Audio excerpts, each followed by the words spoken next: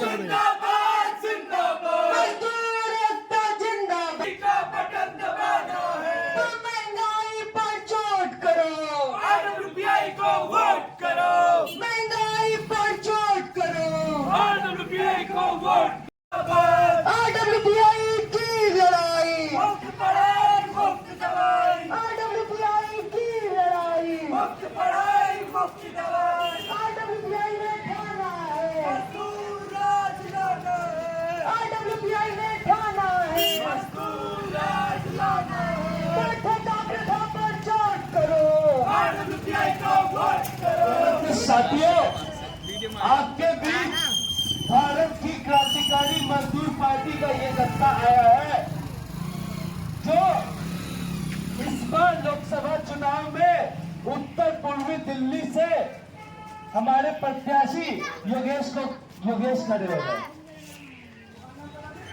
आपको पता हो कि पिछले 10 साल से इस फासीवादी मोदी सरकार को हटाया जाए, क्योंकि अगर 5 साल और ये सरकार आ गई तो चाहे आप किसी भी मजहब के हो, चाहे आप किसी भी जाति के हो, किसी भी धर्म के हो, आपके लिए जीना मुश्किल होने वाला है। आप जरा देखिए ना क्या हाल है आज पेट्रोल डीजल का, जो कभी 45-50 में मिलता था 10 साल पहले, आज 100 पार है। मेहनत कश को सारी सत्ता मेहनत कश को सबको शिक्षा सबको काम, वरना होगी नींद हराम आरडब्ल्यूपीआई की लड़ाई मुक्त पढ़ाई मुक्त दवाई मेहनत कशों ने ठाना है आरडब्ल्यूपीआई को जिताना है मेहनत कशों ने ठाना है करनी का बटन दबाना है करनी का तुम बटन दबाओ साथी योगेश को विजयी बनाओ करनी का तुम बटन दबाओ साथी योगेश को विजयी बनाओ हिंदू मुस्लिम सिख ईसाई सबको मार रही महंगाई हिंदू मुस्लिम सिख ईसाई सबको मार रही महंगाई शहीदों के जो ख्वाब अधूरे इसी सदी में होंगे पूरे इसी सदी में नए वेग से परिवर्तन का जोर देगा इनकलाब जिंदाबाद। करावलगढ़ फैक्ट्री इलाकों में, अलग अलग फैक्ट्री इलाकों में काम करती है, उनके लिए एक मैच बनेगा जिसमें उनको 2 वक्त का अच्छा खाना भोजन सस्ती दर में दिया जाएगा।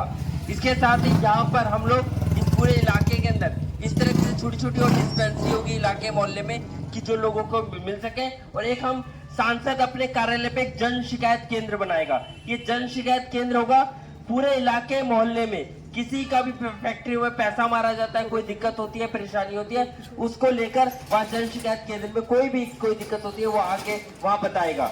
और सबसे बड़ी चीज जो उत्तर पूर्वी दिल्ली में, पूरे उत्तर पूर्वी दिल्ली में जो भी फैक्ट्री चली है, कारखाने चल रहे हैं, वहां पर अगर श्रम कानूनों को हम सख्ती से लागू करवाएंगे, वहां लेबर इंस्पेक्टर को बुलाएंगे और सख्ती से जो न्यूनतम मजदूरी कानून है, अन्य श्रम कानून है, उसे लागू कराएंगे। और संसद में पहुंच के एक मुद्दा उठाएंगे हमारा माने आज की महंगाई में न्यूनतम मजदूरी कम से कम 30,000 रुपए होनी चाहिए।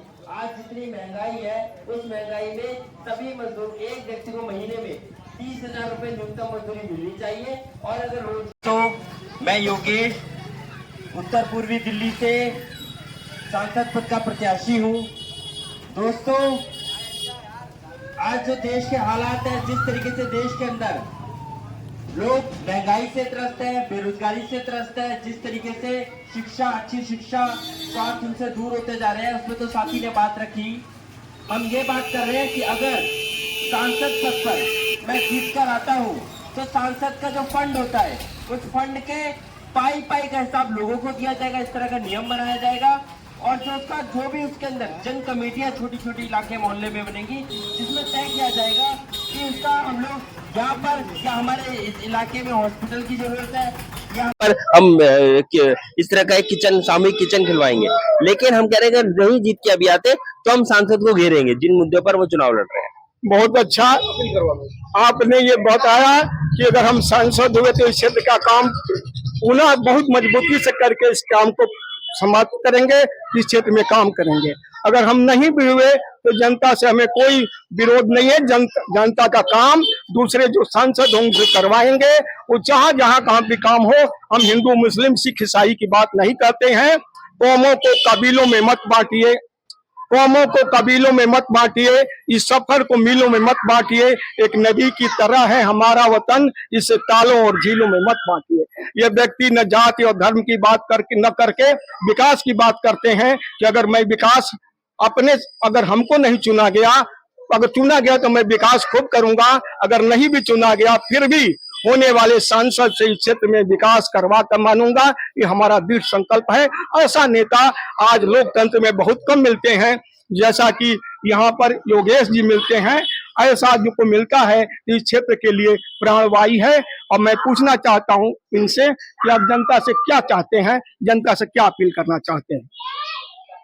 देखिए, हम अपील करेंगे उत्तर पूर्वी दिल्ली की मेहनत कश जनता से और एक तरफ से दूसरी पूरे देश की मेहनत कश जनता से भी कि इस 10 सालों के अंदर ये साफ है कि भाजपा सरकार, मोदी सरकार ने जो महंगाई, जो बेरोजगारी और जो तबाही करी है वो इससे पहले नहीं थी। आज ये चुनाव हो रहा है, ये चुनाव एक ऐसे समय पे हो रहा है जब इस देश के अंदर एक भयंकर बेरोजगारी है, महंगाई बढ़ गई है और एक तानाशाही सरकार का राज चल रहा है। इन 10 सालों में दिख गया है कि मेहनत कश आबादी के जहां पे हक वो तो छीनी, महंगाई तो बढ़ी है लेकिन उनके हक अधिकार वो छीनने के लिए विरोध प्रदर्शन भी नहीं करने पा रहे हैं। उन पे लाठीचार्ज हो रहे हैं, उनको रोका जा रहा है। तो ऐसे समय में आज बेहद जरूरत है कि पूंजीपति और पैसे वालों की पार्टी भाजपा को सत्ता से हटाया जाए। ये व्यापक देश की मेहनत की जनता से हम अपील करेंगे कि उन्हें हटाया जाए। और उत्तर पूर्वी दिल्ली से हम इसलिए कह रहे हैं कि आज मजदूरों, मेहनतकशों के प्रतिनिधि को चुना जाए। सबसे पहले भाजपा को सत्ता से हटाया जाए। मनोज तिवारी ने कोई काम नहीं, उन्हें सत्ता से हटाया जाए। दूसरा ये हम कह रहे हैं कि विकल्प कोई कांग्रेस या गठबंधन नहीं है। आप देखिए, कांग्रेस और भी एक दूसरे पूंजीपतियों की पार्टी है। या आम आदमी पार्टी भी दिल्ली के जो व्यापारी लोग हैं उनकी पार्टी उन्हीं की सेवा कर रही है। अब देखिए, ये दोनों पार्टियों में एक व्यक्ति बिल्कुल हिंदू मुस्लिम की बात करने वाले लोग हैं। यहाँ कोई काम नहीं विकास का, गाना गाने वाला व्यक्ति होता है। दूसरा टुकड़े टुकड़े गैंग की बात करता है। दोनों में से आप किसको पसंद करते हैं? देखिए, मैं ये कह रहा हूँ ना, हम तो मुद्दे पे बात करेंगे ना। मेन चीज उसके गाना उसका व्यक्तिगत बात है। और व्यक्तिगत रूप से मैं नहीं मानता कि कन्हैया कुमार कोई देशद्रोही है। ठीक है, उसने कोई ऐसी बात कही है, ऐसा कोई प्रूफ ही नहीं हुआ है।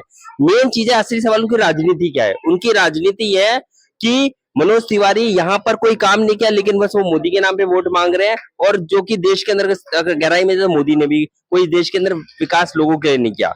दूसरी बात है, कांग्रेस की जो राजनीति है वो तो खुद पूंजीपति की पार्टी है, तो वही नीति कन्हैया कुमार करेंगे। और कन्हैया कुमार का व्यक्तिगत रूप से कहते हैं वो भी एक चुनावबाज नेता है, अवसरवादी नेता है।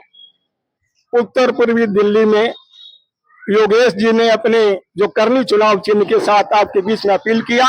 वास्तव में गरीबों की पार्टी का, गरीब के लोग ही इस क्षेत्र का विकास कर सकते हैं। और जो अमीर होगा वो पुनः आपके क्षेत्र में दिखेगा नहीं, चुनाव की बात नहीं करेगा और विकास की बात नहीं करेगा।